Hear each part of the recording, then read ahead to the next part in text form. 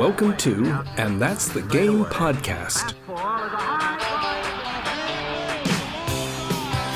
Presented by Pro Batter Sports. And That's the Game is hosted by Wayne Mazzoni.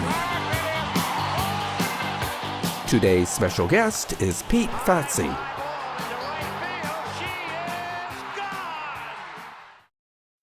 Hello and welcome to this episode of And That's the Game podcast presented by Pro Batter Sports. I'm your host, Wayne Mazzoni. My background is coaching college baseball from 1992 to 2022. Currently, I'm a college baseball recruiting advisor. For more information, visit collegebaseballadvisor.com. On today's episode, we have Red Sox hitting coach Pete Fatse. It was a wonderful conversation talking about his younger days when he thought hockey was going to be his path and lessons learned from hockey that helped him in baseball. Ultimately, his recruiting process and going to UConn and his career there and how much he loved that experience of playing for Coach Penders and staff. Talked about his summer ball experiences and getting drafted by the Brewers and his minor league and independent baseball career. And then after that, he started an academy working with players at all different ages and levels. And ultimately doing so well at that, he got a coordinator job for the Minnesota Twins. And then ultimately that led to an assistant hitting coach with the Red Sox. And then ultimately the main hitting coach with the Red Sox. So we talked all about that, including some key things he likes to see hitters do and how to approach hitting from a young player standpoint and even a coach working with young players. I'd like to remind you that this podcast is made possible through the great support of Pro Batter Sports, maker of the most advanced pitching machines for baseball, softball, and cricket. Like a pilot training in a flight simulator, hitters can practice like they play, getting the equivalent of live at-bats against the batting practice pitcher who never gets tired and can throw any pitch with pinpoint accuracy. Check out their line of amazingly affordable systems at probatter.com and take your game and your swing to the next level. In addition, don't miss the new book, Practice Like You Play, authored by Adam Battersby, the president of Pro Batter Sports, with a chapter written by yours truly. This is available on Amazon.com today. And without further delay, here's my conversation with Red Sox hitting coach Pete Fatse. All right, Pete, thank you so much, first of all, for joining me here today. I am very aware, knowing a lot of coaches and players, that the grind that the Major League Baseball season is. So when you're in quote unquote off season, I know your time is precious. So I appreciate you making the time for sure. And, you and I know each other a little bit from here and there. And actually I went back and got in the archives when I was coaching at Sacred Heart and see that you were, you played against Sacred Heart when you were at UConn, which we'll cover in a little bit, but I always start this talk with the same thing. And I kind of want to know, like, what were you like athletically as a young kid? And that's like, I don't know, 10 to 15. Was it baseball only, or were you into a bunch of things when you were growing up? No, I actually, hockey was my primary sport as a kid. So I started playing, I started playing a little bit later. I was actually the first person in my family to have interest in hockey. We have my great grandmother lived up in Burlington, Vermont, so we'd go visit her, and I had some exposure to the UVM team. I got to go to a practice, go in the locker room. That was when Tim Thomas, Martin St. Louis, Eric Perrin, they were, obviously at that point, they were one of the best teams in college hockey. So I kind of got interested at a young age. My parents were kind of against it at first. I played some roller hockey, but then I think, like I said, 9 or 10 is when I started. And then I kind of got put on that premier. I played some premier hockey in Western Mass, which led me to then playing for Gary Deneen's program. And I wanted to play college hockey up until I was like 16, 17 years old. And baseball was just kind of the thing I did in the summer, had a lot of fun with. My father coached me all throughout my youth. And, I played Legion baseball and it was great. And I had success, but I really didn't understand, where I fell. I felt like hockey, it's just, it was kind of more of a natural fit being from the Northeast. And then, for me, it was like right around 16 years old. I remember being at the Bay State games, had a really nice showing as a sophomore. And then the next thing you know, at that point, it was getting letters. So I had, I left that tournament, had a bunch of letters and some pro teams. And I kind of looked at my dad, I was like, man, I might be pretty good at this. And that kind of shifted my focus from there. So by the time you were in high school, you were still doing both, but started to realize baseball was probably the next move? Yeah, I mean, I was saying I was in Gary's program up through my junior year. And then I remember I was getting recruited pretty heavily. UConn was obviously my target. I loved University of Connecticut, what Coach Penners was building. I actually had met Andy Baylock when I was like 12 years old at a baseball banquet, so I was familiar with their program. And I just remember thinking to myself, I'm probably going to play baseball in college at this point. And I was playing for Gary Dineen's program. It was the Springfield Junior Falcons at the time, and I remember just being like, it's expensive. I'm traveling all over the place. I ended up leaving to go play high school hockey and focus on baseball for basically the last year and a half of my high school career. So this is tough to make a blanket statement, but in my whole experience of a lifetime of baseball, I probably dealt with in the neighborhood of 15 baseball kids that were legit hockey guys. And every one of them was a legit badass. Like, they were tough. They were legit on the field. They were mentally tough. Like, there has to be something playing hockey that leads to helping you in baseball. Has to be. Yeah, I think there's like some skill crossovers, obviously. Like, I mean, the balance, coordination, how fast the game moves. I also think there's something to be said personally from like a sport where, you have to have your head on a swivel the entire shift. I mean, you're on for a short period of time.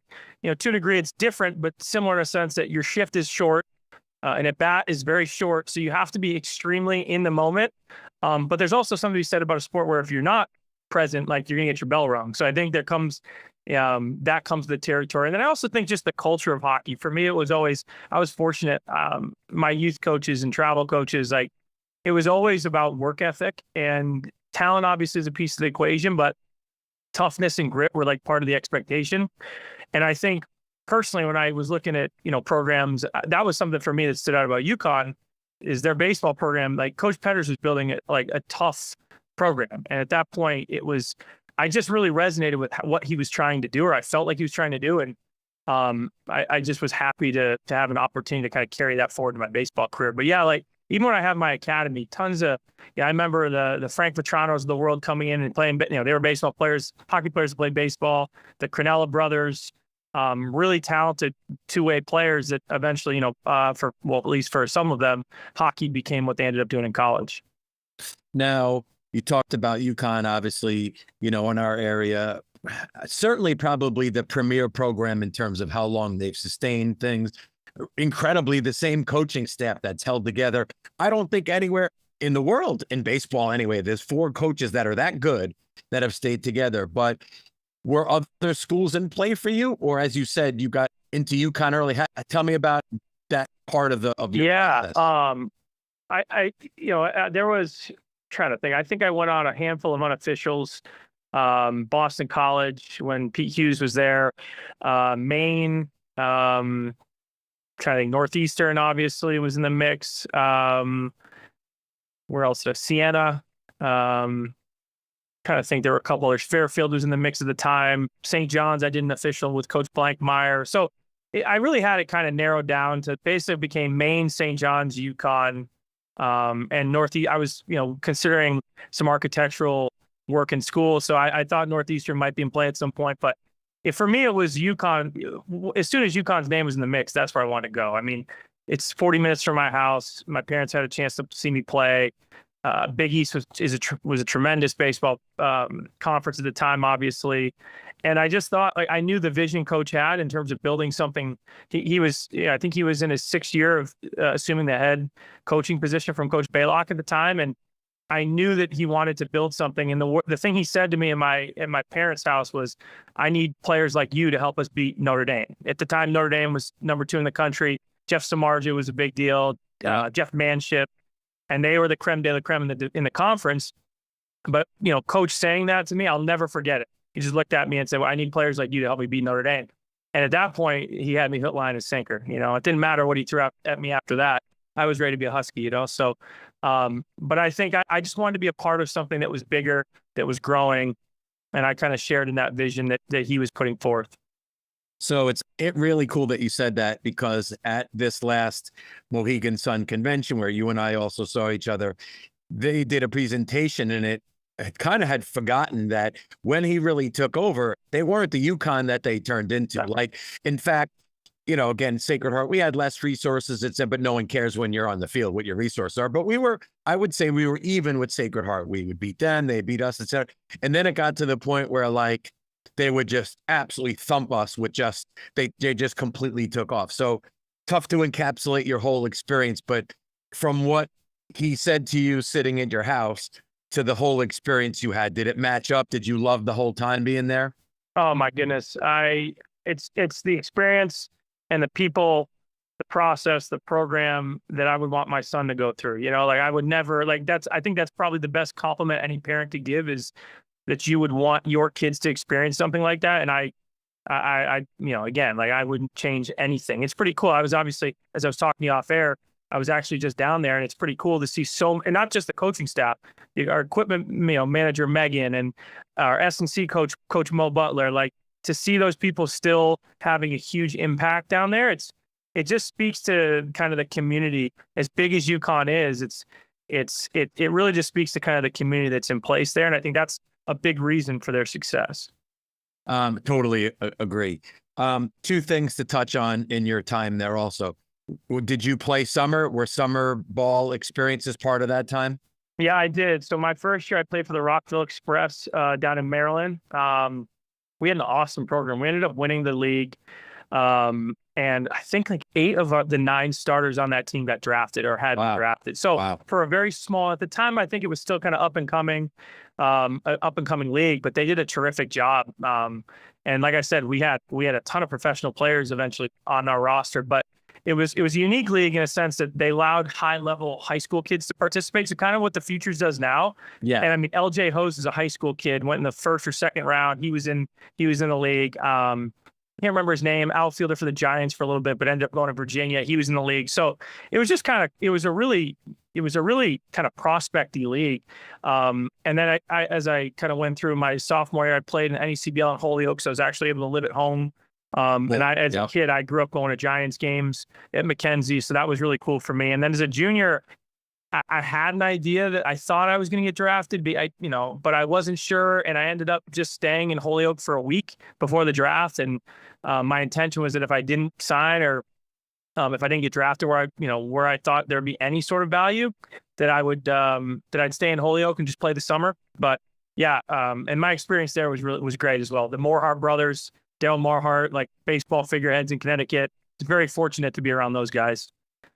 Just as you were saying, is that when you got drafted that summer you're talking about? Yeah, 2009. Yep. I actually found out while I was on the field, which is pretty cool. Now, I assume, and I think I know the answer, but ask it anyway. You accepted that, right? You signed, and was that, hey, this is a no-brainer? Was that after junior year or senior year? It was my junior year. And honestly, I was so, I wanted to play professional baseball so bad. Like the day I stepped on campus at UConn, like my goal was, I want to win a Big East championship. I want to, I love to be all conference player of the year. I want to play professional baseball.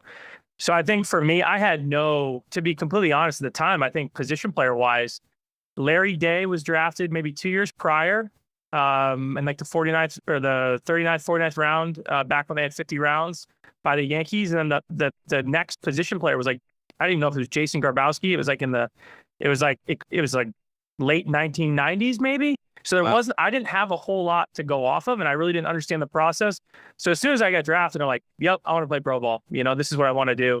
And I just wanted to immerse myself in being a professional. That's really all that it came down to. So money aside, that sort of thing, I knew I was going to go back and get my degree no matter what.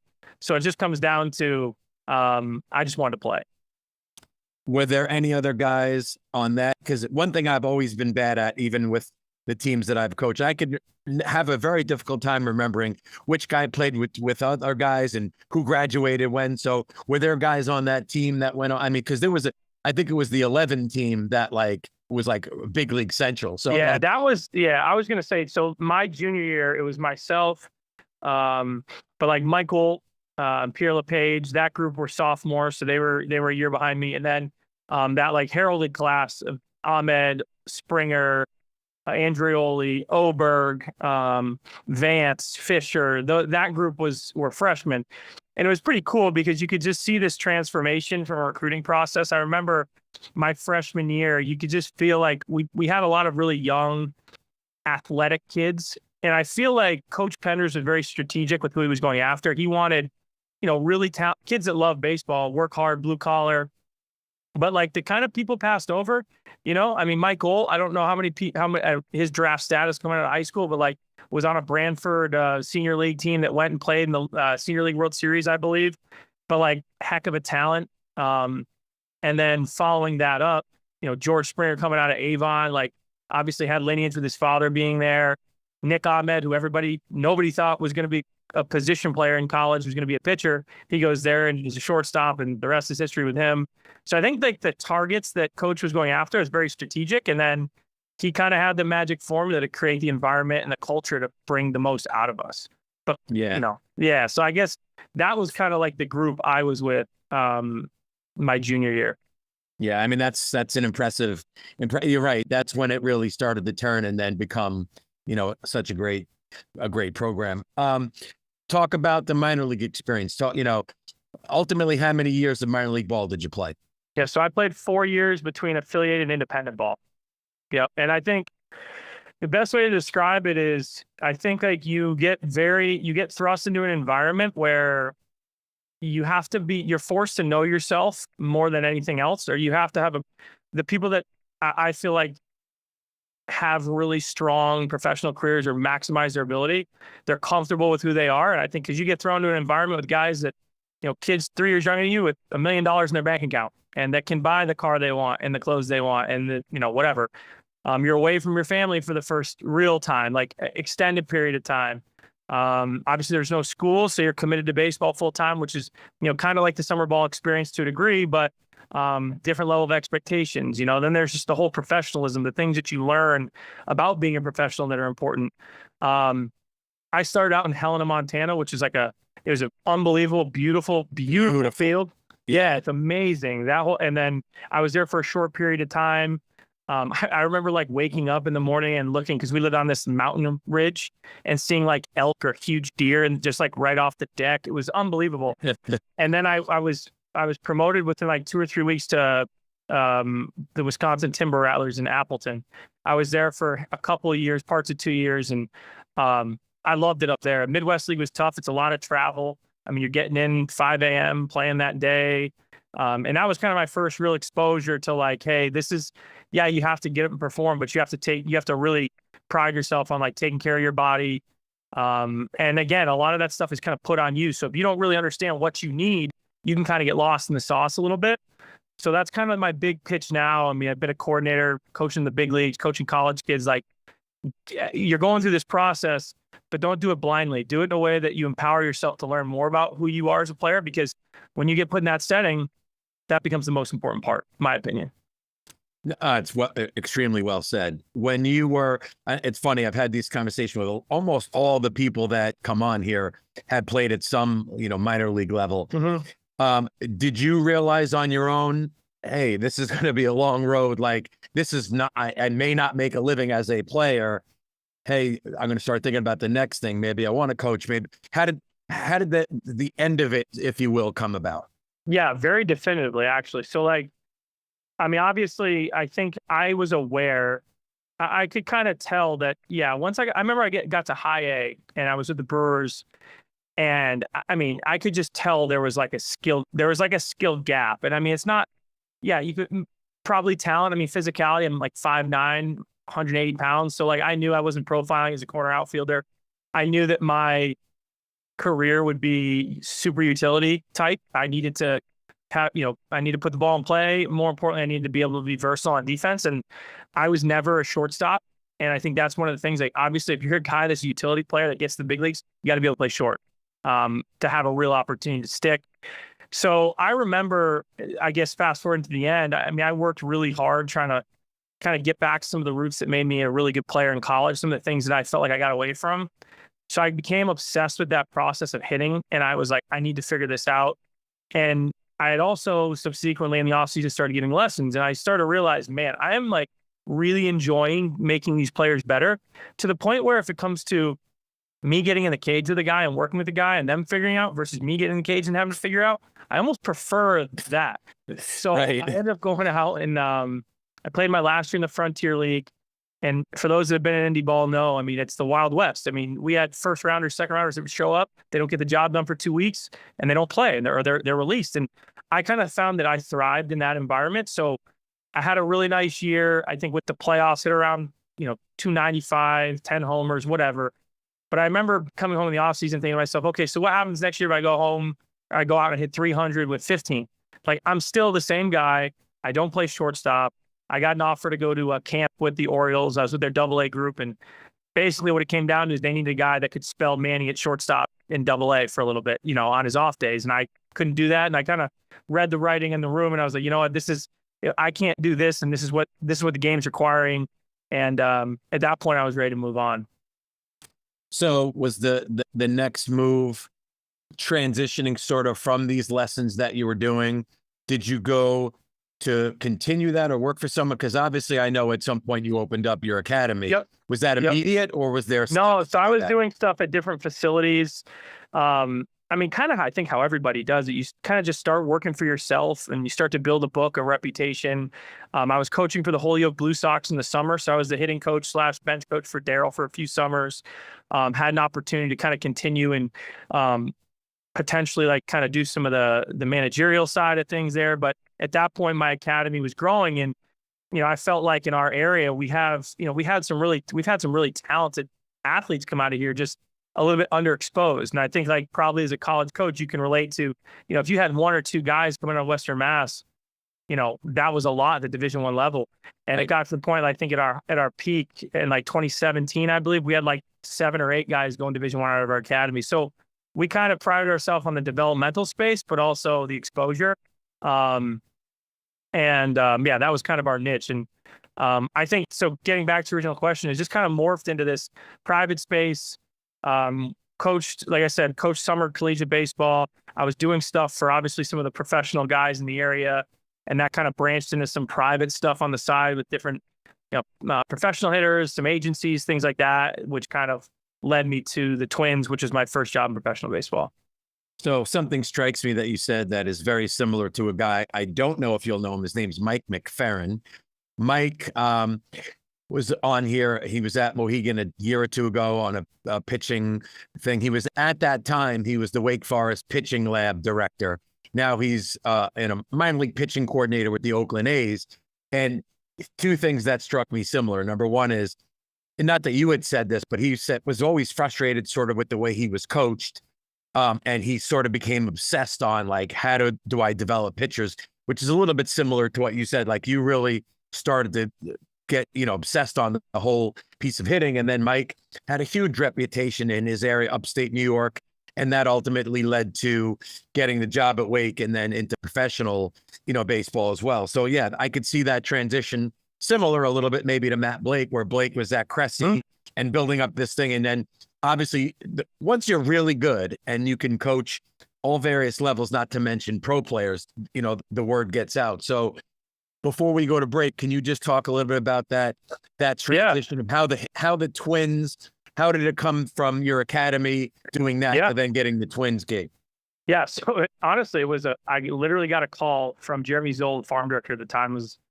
My son was getting his haircut. He's like, hey, would you have interest in applying? We received your information from a credited source, whatever. And I'm like, it was just a text message. I'm like, absolutely. And, back channels, one of my really good friends, obviously a college teammate, Nick Ahmed, I had done a bunch of work with him in 17 and 18, right before he signed his extension. His uncle, Ralph Serrato, the connection was Pete Mackey, Pete Mackey was the pitching coordinator. Pete's been around the whole world, a long time, right? Yeah. So it was like a series of Pete called Ralph. I think was like, yeah, this is the guy you need to reach out to. And honestly, kind of a series of different writing assignments at the time. The Twins were really at the forefront of kind of outside hires. It kind of was at that time of like 18, 19 when guys like myself who didn't play in the big leagues were getting exposure to opportunities. And I think the luxury that we had, or I would say especially private facilities have, is you can really push the envelope on what you believe and how you want to work to develop players, because it's your creative space. And in reality, as you're working, you may have an academy, you have teams, you have 100 individual clients throughout the course of the year in your book, but you kind of get the ability to write the script with no one above you saying yes, no. Great. You're kind of creating your own checks and balances as you go. We were one of the first facilities that worked with hit tracks privately. I mean, we were one of the first 200 facilities. I think we got it in like 2015. The really tall box that was like the first module that, you know, and it was unbelievable. And for us to just be able to quantify ball flight at the time was huge. And we were, you know, we had a partnership, or not a partnership, but we used ZEP. The old ZEP trainers before Blast came out.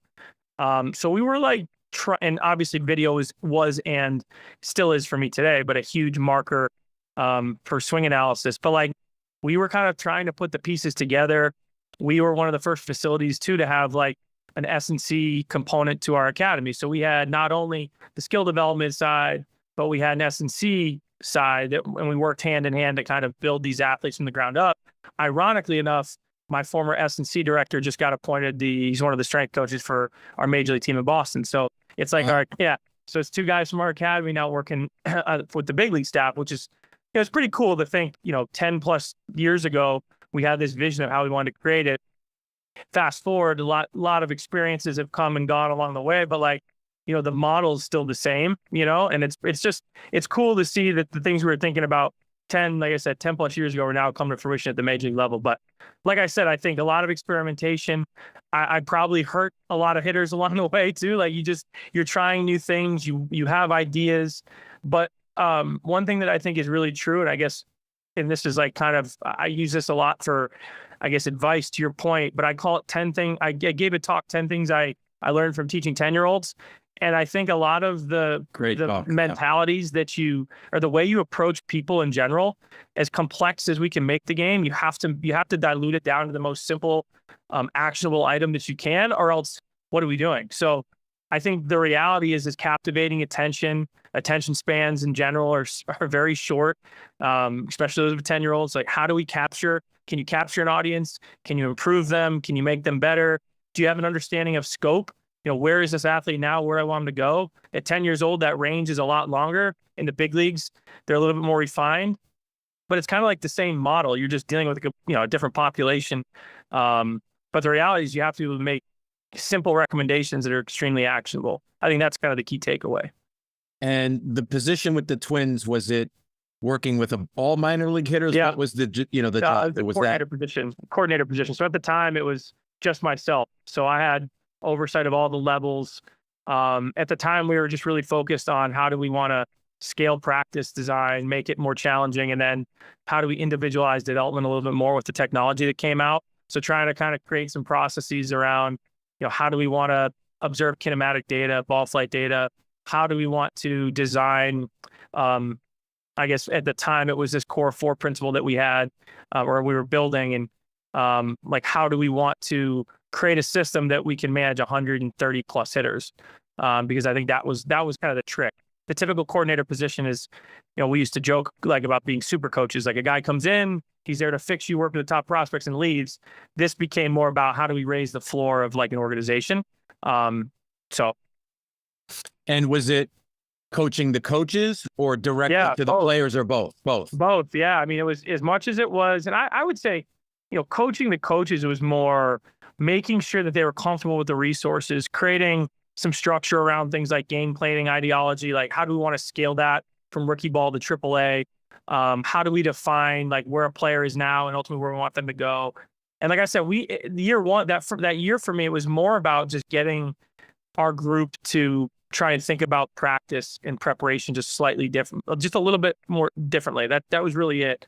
And we were also fortunate. We had a really nice farm system. I mean, Trevor Larnach, Royce Lewis, Alex Kirilloff, Brent Rooker, Jose Miranda, all, you know, really good big leaguers. Like Luis Arias. They were all in the system at that time. So I was very fortunate to walk into a good situation like that. No, that's great. All right. Well, let's use this time. We'll take a short break with Pete Fatse. When we come back, we'll talk about the move from the Twins to the Red Sox.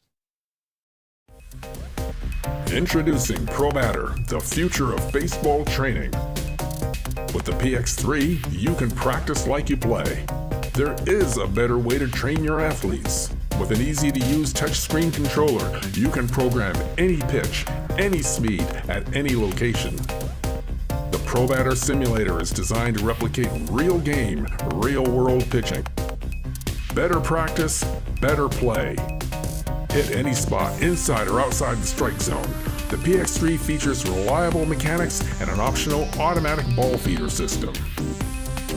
Get the most from practice. In addition to baseball, the PX3 is perfect for softball. With the PX3, no more relying on practice pitchers or basic pitching machines. Better practice, better play. Pro Batter. Train like it's game day. Step up to the plate with confidence. Hello, this is Wayne Mazzoni, host of And That's the Game podcast. I hope you're enjoying listening and watching the podcast as much as I am making it. It's really been enjoyable to connect with all these great people, great baseball people. The purpose of this message is to let you know about College Baseball Advisors, a company that I founded a couple years back after 30 years as a college baseball coach. I basically guide players and families through the recruiting process. If you're interested in learning more, please go to collegebaseballadvisor.com and learn more, or book a call where we basically will meet and talk about your recruiting process. I'll lay out a 3-step plan for you to move forward. If after that call you think I'm someone that could help you in this process, we can discuss that. If not, you just want to take that information and use it to go forward, that's great as well. So hope to see you down the road. Thank you. All right, we're back with Pete Fatse talking. I mean, this is so cool. I mean, it's just the thing that I enjoy about talking to people like you is, and I give the credit to the major leagues where, like, if you're a quality coach, it's nice to be recognized and see that you can go from and move up the levels. And I guess, like you said, in 2017 or 18, the Twins were sort of the first ones of like, hey, if the coaches qualify, whatever the background is, we just want to get better, because certainly while there's been good coaches in all levels of Major League Baseball, at some point it was probably a little bit of the old network where the guy was, buddies with this guy and really not breaking. They just wanted to keep the job. I mean, I had coached Troy Scribner, who was the first guy I coached at Sacred Heart that made it to the big leagues. Once he got there, I go, please teach me everything they're teaching you. And he goes, some of these coaches are awful, dude. He goes, some of them are incredible. Like but he goes, you'd be surprised, And I think that's changed a lot with what's going on now. Talk to me about the transition to the Red Sox. Was it just the natural evolution of the work that you were doing with the Twins, or, what can you tell me about that move? Yeah. To the Sox? Yeah, I would just say in general, it's amazing being a kid from Massachusetts to be able to work for your hometown team. I think that's amazing. But I also think it's important that I never set out to be like a major league hitting coach, or I early on when I started coaching, I was more obsessed about being the best hitting coach in the world, or trying to be. I guess just along the way, things kind of aligned and I was able to persevere through, as coaching when you're done playing at an early age, you have a young family or you're trying to start a family, whatever. I mean, it can be financially, there's a lot of reasons why coaching doesn't work out for some really, really capable. So I was very fortunate to be able to, yes, I had some accommodations from school, financially, that were able to take care of the rest of my schooling. My wife was a teacher. She carried the insurance, so there are a lot of things along the way that allowed me to persevere.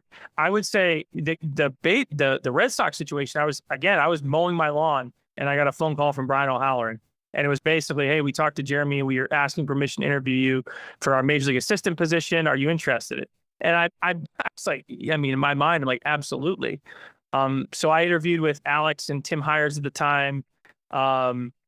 I was there for probably 6 hours, and then I'm driving home on the Pike, and I was flying to the Fall League to go work with a couple of our guys. And like that day, and they literally offered the job to me as I'm on the Mass Pike driving home.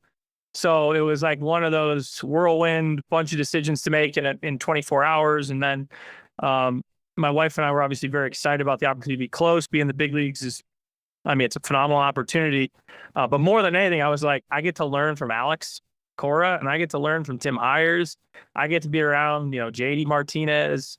I was really excited about what that meant. Not just, it's great to be a part of a winning culture. They won in 18 and it wasn't too far removed, but like to learn from people that have been there, done it at the highest level, like that's what I was really excited about. And honestly, that's what excites me every day I go to Fenway. Like I mean, Jason Varitek is there.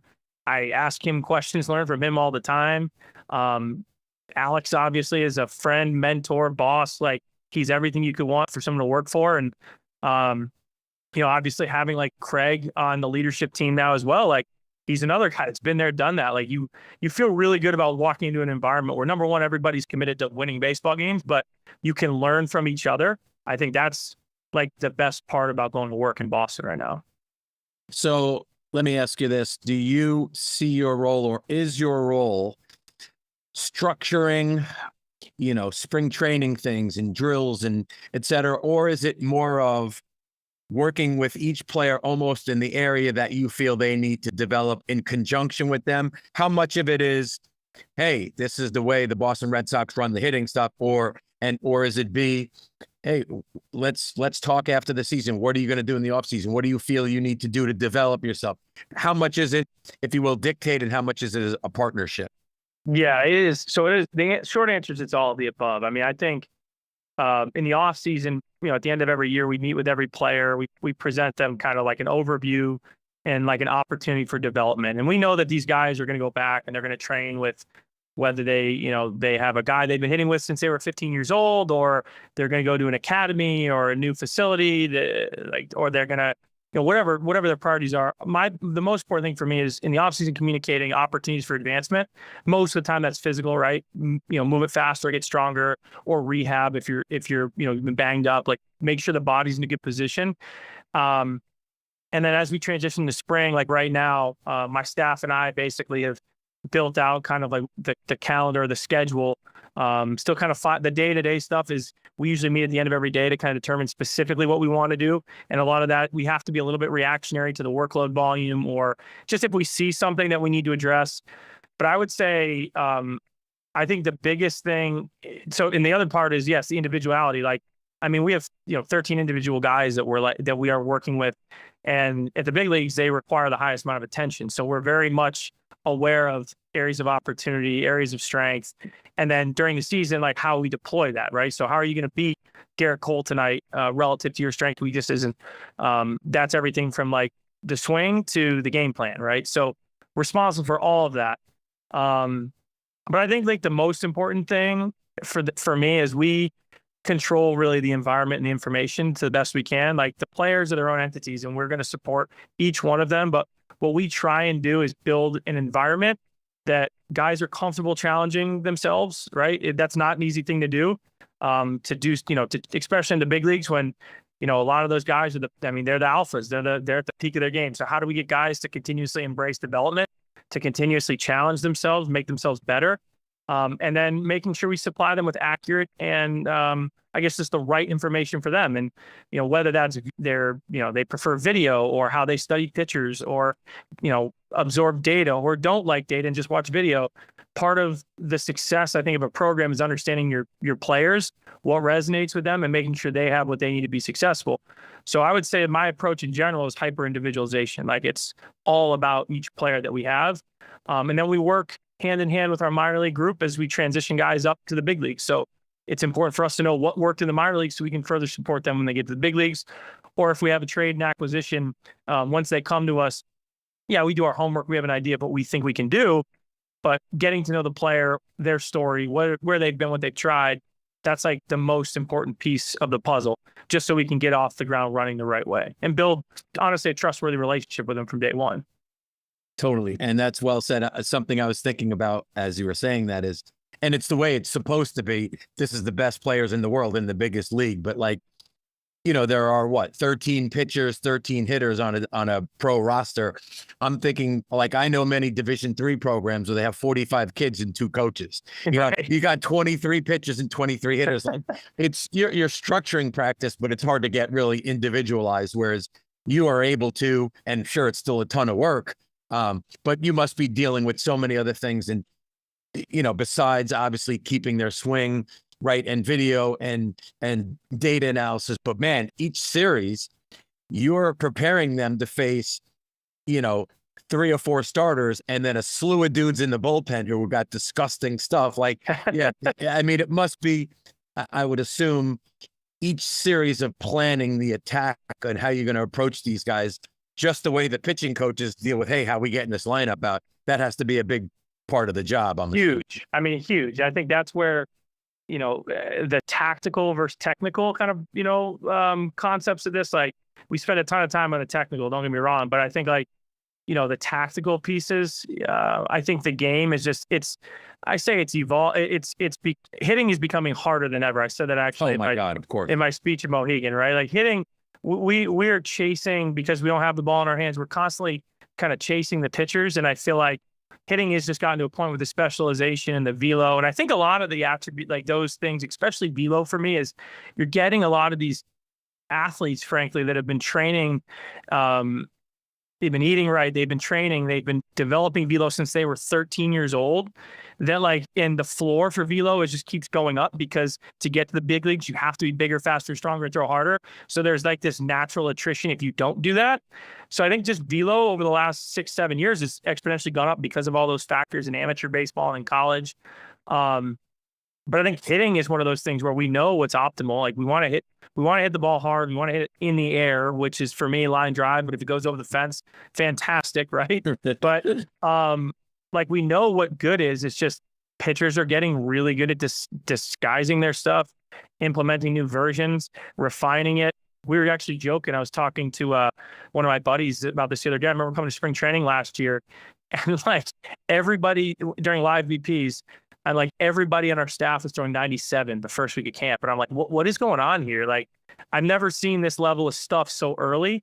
But it's just, again, it speaks to the off seasons too, that these guys are exposed to now. So a lot of it too is going back to your original question about the game planning. It's like, we don't have a whole lot of time. We do have a lot of time during the day to practice and to train and to develop during the season. But a lot of our focus needs to be on keep making sure, you're developing, there's opportunities for advancement throughout the course of the year, making sure your body is taken care of and making sure you're adapting to the task that's in front of you, depending on the pitching staff. Like sometimes you see whole staff kind of tendencies with in-zone execution or certain pitch types they like to prioritize. Certainly there's catchers that like to prioritize different things as well. So it's like really trying to get the group in a very simplistic way, this picture of who you're going to face.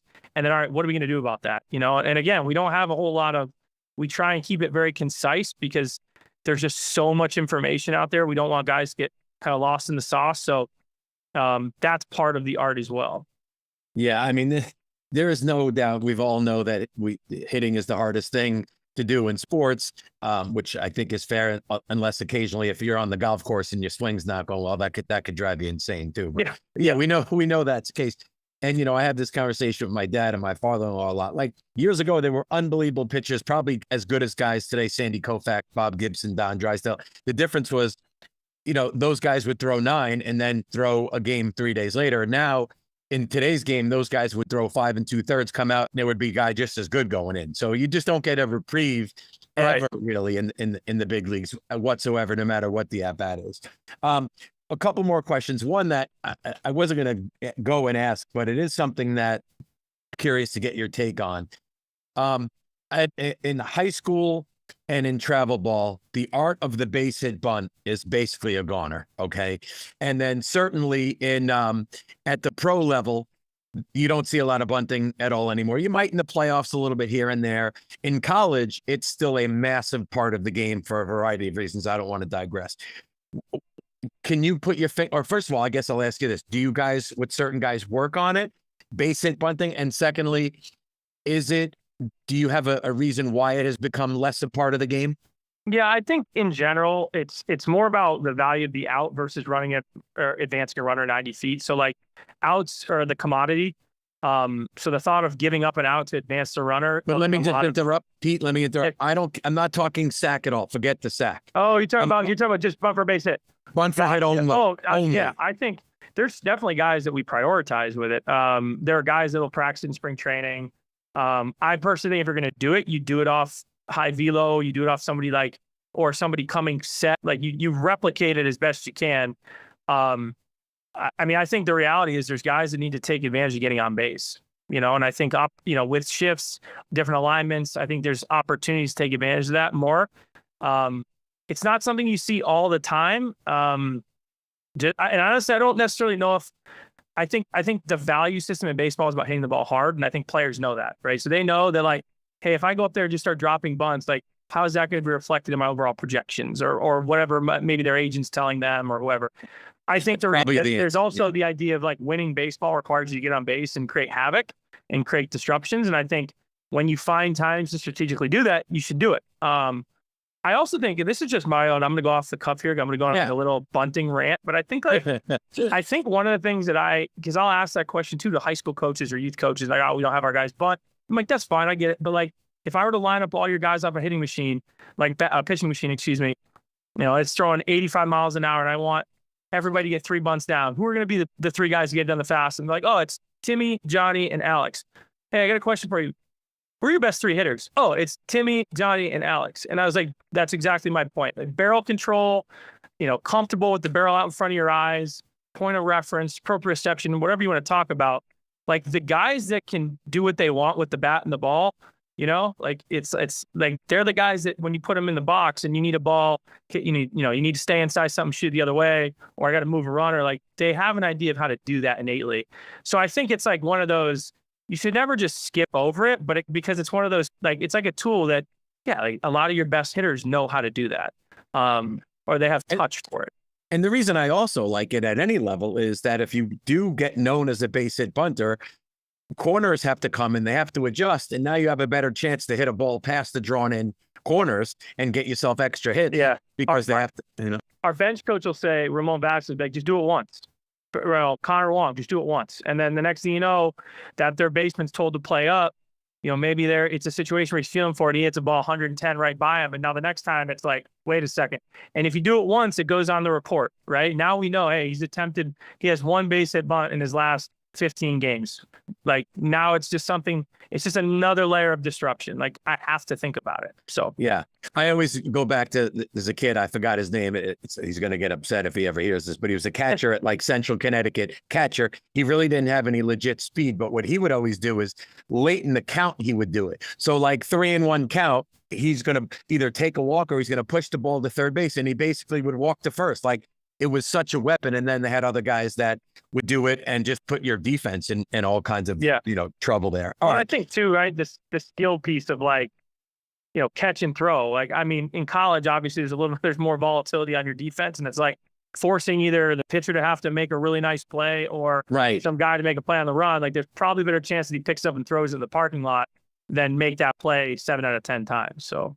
Exactly right. Exactly. All right. 2 more questions for you. Sure.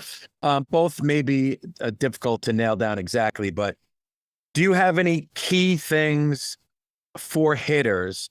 And you could call this a developing hitter, that whether it's drills or approaches or, like, hey, if you're a 15-year-old hitter, this is something you should be practicing, or this is something I'd like to see out of your swing, that is just a key thing that whether it was at your academy or, obviously you must have this with the pro guys, but these guys are good. I'm talking something that more of a developing hitter, Pete would say, this is a key thing you need to do. I think the first and foremost is, and I'm going to use very broad terms here, but just finding a balanced gather or load point, I think, is really important as you get older. So whether your style is more, you like to have a higher leg lift, or maybe your guy that has a toe, like, whatever it is, just making sure you're really anchored through the trail leg into the ground, because that becomes such it's like a stabilizer as you go forward. And I think, like, obviously having stability in the middle of your body is really important for delivering the hands and the barrel. But I just think, like, that's one area I see a lot is a lot of young hitters don't have great, like, pelvic control or middle of their body. So they start to shift back and forth. Their head shifts, they push forward, and, they might have great hand-eye coordination, but a lot of the mishits come because their body is not in a strong loading position, if that makes sense. I'd say the other thing that I see a lot is, and it's more at the amateur levels, but I've noticed it with some hitters, especially young levels, trying to get the ball in the air more, it's just bat drag in general. I see guys with the trail elbow, and again, like, I'm using a generalization here, but with the trail elbow dragging in front of the hands, the barrel kind of dumping underneath, and missing underplaying is, like, for me, is such it's a thing we want to avoid, I think, as much as we can. It just, when you're underneath, when your barrel's underplaying for so long, it becomes so hard to make adjustments to anything hard that's working left, right, So I tend to like look at bat drag as like something that I think is very fixable. And then the last thing I would say is point of contact, like making sure your point of contacts are off your front foot. I really like, especially with young kids, high school kids even, hitting impact balls or basketballs. Like a punching bag. I still think that is like I used to hit a tire, growing up, or like I played hockey, so I was taking a million slap shots. I mean, but feeling like you can impact something out in front of you and keep the trajectory of your swing working out through the field as long as possible is really important. So I am a big believer for amateur hitters. I mean, big leaguers too, but starting point, which is the load, and then ultimately the end point, which is ultimately what you want to do to the ball, and keeping our attentions there as much as possible. And again, this might be player by player, but do you have a go-to thing that you would do with someone who is bat dragging, or you see this flaw? Do you have a variety of ways, or is there one way you found that, hey, this is a good way to solve? There's a variety of ways, but I honestly love offside angle toss. So I'll do it with a machine. I'll sit and throw it. Obviously, anything with the trajectory where you're keeping the ball up longer, I think is helpful. But I give you an example, basically, if I'm a left-handed hitter, I would align myself almost to like the 6-hole. So imagine that ball coming in, I'm kind of throwing it to the front hip. And if you're drastically underplaying, you're going to cut this ball, and you're either going to cut it to the back side of the field, or you're going to work underneath and snap hook over the top of it and like kind of hook the ball to your pull side. So the ball flight's like really high in oppo and really low pull, where we want it to kind of be the other way, where it's hard and low to your oppo gap, high pull to the pull gap. So I'll just do a lot of that work where I'm challenging, trying to get the ball, the feed to the front hip. And I want the hitter to almost think about like a line drive back, like through the middle. So I'll say hard middle a lot. So if they catch it deep, they're kind of working. They're not swinging down, but they're catching it on the downward part of their swing. And the depth of contact hits it hard low the other way. If they're a tick early and they catch it out in front, it keeps the barrel working up to the ball. So the trajectory kind of works back to that low oppo, high pull. If you can kind of visualize that on the field. I do totally, because ultimately, back to what we said before, hitting is so darn hard.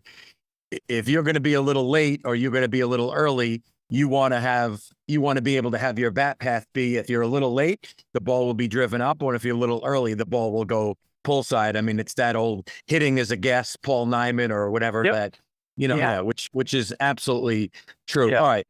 The last thing for you then, it's again something you may have covered, but for a young developing hitter or a coach working with younger type kids, and this could be a motivational thing, a habit, a key. Hey, you got to do T-work every time. Is there anything that you would say for your own kid or someone's a younger coach that are some basic things that either you wish you did when you were growing up, or you want to see implemented, or it could even be, hey, I see a lot of coaches or kids doing this. That's not what you want to be doing. Is there any general thing?